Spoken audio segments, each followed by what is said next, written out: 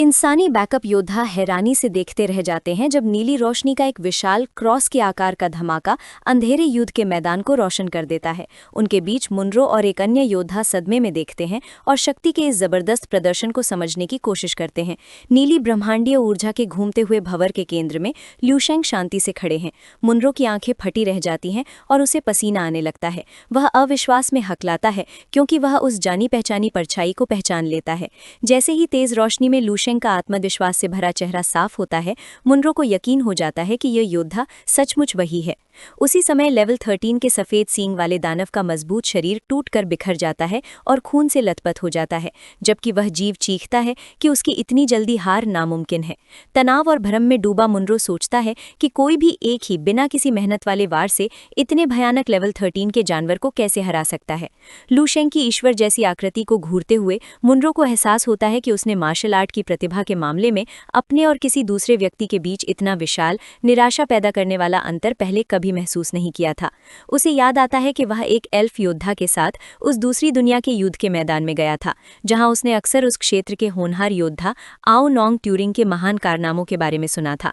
हालांकि उन अविश्वसनीय कहानियों के बावजूद मुनरो मन ही मन मानता है कि लिu शेंग अब तक का सबसे भयानक प्राणी है जिससे उसका सामना हुआ है। अपनी ही कमजोरी से निराश होकर मुनरो अपनी मुट्ठी कस लेता है और स्थिति को समझ नहीं पाता। वह कांप उठता है यह सोचकर कि पिछले टूर्नामेंट के बाद से सिर्फ कुछ ही सालों में लिu शेंग कैसे लेवल 10 से सीधे लेवल 12 पर पहुंच गया और अब वह ऊंचे लेवल के दुश्मनों को भी बिना किसी मेहनत के कुचल सकता है। जब लिu शेंग एक शक्तिशाली गुलाबी और बैंगनी आभा के बीच शान से खड़ा होता है तो मुनरो के पास कहने के लिए कुछ नहीं बचता। वह इस बात से भयभीत है कि एक नया लेवल 12 का योद्धा लेवल 13 के विरोधी के साथ मौजूद विशाल अंतर को ऐसे नजरअंदाज कर सकता है जैसे वह कुछ हो ही नहीं। पसीने से तर और शक्ति के इस प्रदर्शन से अभिभूत होकर मुनरो अपना सिर झुका लेता है और एक गहरी थकी हुई आह भरता है और फिर हैरानी से ऊपर देखता है। वह अपने साथी से कहता है कि अब उसे समझ आया कि उस स्टेलर गवर्नर ने इस योद्धा की रक्षा के लिए दखल क्यों दिया था। वह कहता है कि ऐसी प्रतिभा का वर्णन शब्दों में करना नामुमकिन है। मुनरो और अन्य बैकअप योद्धा श्रद्धा से देखते हैं जब लिu शेंग उस घूमते हुए ब्रह्मांडीय भंवर के केंद्र में शांति से तैरता रहता है। अपने हाथों को जेब में डाले और आत्मविश्वास भरी मुस्कान के साथ खड़े लिu शेंग एक तीव्र आभा बिखेर रहे थे, मानो वे मानवता के लिए परम प्रकाश और आशा के प्रतीक हों। अचानक लिu शेंग की तीखी नीली आंखें सिकुड़ गईं जब उन्होंने ऊपर देखा और एक नई अशुभ उपस्थिति को महसूस किया। बहुत ऊपर अंधेरे में एक भयानक लाल शून्य खुल गया जो अनगिनत विशाल भयावह आंखों से भरा हुआ था जो नीचे घूर रही थीं। इस दृश्य से विचलित हुए बिना लिu शेंग ने शांत भाव से अपना हाथ उठाया, ब्रह्मांडीय शक्ति का उपयोग करते हुए नीली और सफेद ऊर्जा का एक चमकदार ब्लेड बनाया और अपने तीव्र क्रोध का उपयोग करके उसकी धार को तेज किया। उन्होंने अपना चमकता हुआ हाथ ऊपर उठाया, प्रकाश की विशाल तलवार प्रकट की और अपनी आश्चर्यबोधक क्षमता का उपयोग करके उसकी भेदी नोक को तेज किया।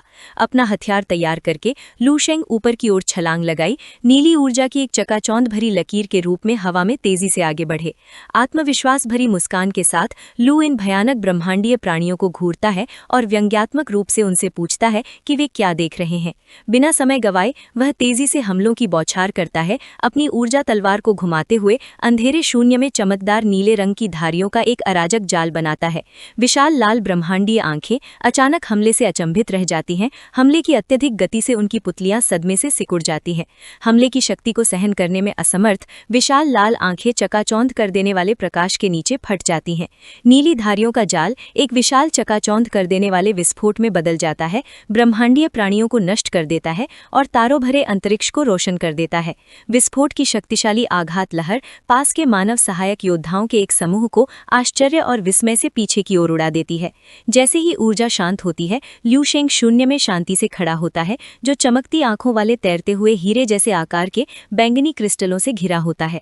प्राणियों के बचे हुए टुकड़े उसे कोसते हैं, हालांकि उनकी धमकियां बेअसर हैं और बैंगनी क्रिस्टल जैसी आंखें धीरे धीरे तारों भरे आकाश में विलीन हो जाती हैं, जैसे कसम खा रही हों कि वे उसे कभी माफ नहीं करेंगी। उनकी धमकियों से बेपरवाह लिu शेंग आत्मविश्वास से मुस्कुराता है और ताना मारता है कि चूंकि उसने उनके एक सेवक का वध किया है इसलिए उसे इस तरह घूरने का कोई अधिकार नहीं है। अपने हाथ को देखते हुए लिu शेंग का चेहरा गंभीर हो जाता है। वह उस बोझ पर विचार करता है जिसे वह नीले तारे के लिए नियत प्रलय के बारे में जानने से ढो रहा है। अपनी दुनिया को बचाने की उसकी बेतहाश भैक हमेशा एक भ्रम जैसी लगती थी, जैसे कोई बेवकूफ आदमी आदमी पहाड़ को हिलाने की कोशिश कर रहा हो। लेकिन उसकी तेज नीली आंखों में एक नया दृढ़ निश्चय चमक उठता है जब वह देखता है कि अब हालात बदल चुके हैं। वह स्वयं को गहरे रंग के क्यूब से बनी एक विशाल सीढ़ी के सबसे निचले पायदान पर खड़ा देखता है, जो ऊपर एक दिव्य रोशनी की ओर जाती है। उसे एहसास होता है कि उसका अंतिम लक्ष्य अब उसकी पहुंच में है।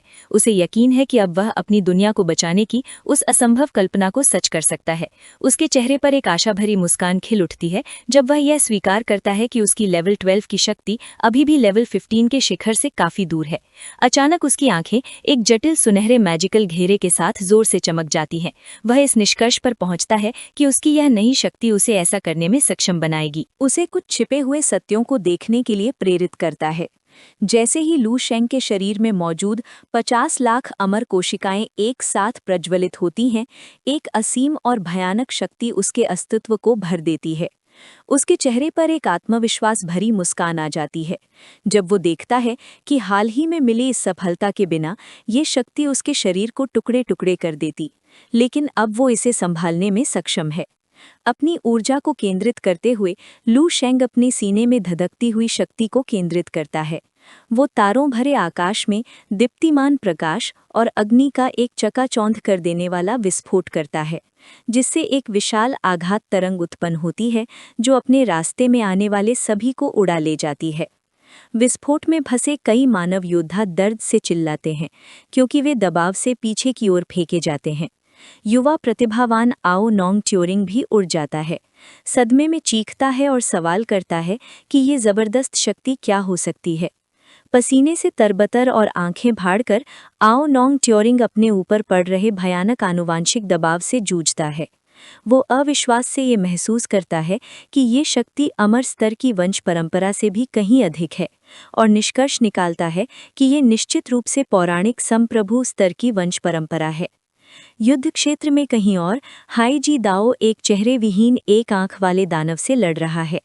हाई जी दाओ के चेहरे पर एक उत्साहित मुस्कान फैल जाती है और उसकी बैंगनी आंखें चमक उठती हैं, जिससे आओ नोंग का संदेह पुष्ट होता है और वो घोषणा करता है कि ऐसी आभा केवल संप्रभु स्तर की वंश परंपरा की ही हो सकती है। एक भयंकर चीख के साथ हाई जी दाओ अपनी चमकती नीली तलवार को विनाशकारी बल से घुमाता है और शक्तिशाली दानव को दो हिस्सों में काट देता है। अपने प्रहार के बाद के प्रभाव से लथपथ हाई जी दाओ मुस्कुराता है और दुश्मन को शेखी बघारता है कि उनके क्षेत्र ने एक संप्रभु स्तर के प्रतिभाशाली व्यक्ति को जन्म दिया है और राक्षसों को कांपने का आदेश देता है। लू शेंग की शक्ति के लाल प्रकाश में नहाए हुए भयानक राक्षसों और दानवों का एक समूह आतंक से घूर रहा है। नव उन्नत मानव योद्धा की जबरदस्त उपस्थिति से स्तब्ध हैं। ब्रह्मांडीय युद्ध क्षेत्र के बीच लू शेंग अपनी प्रचंड ऊर्जा को प्रवाहित करता है और अपने मुख्य अनुक्रम तारा रूप स्वर्ण कौवे का आह्वान करता है।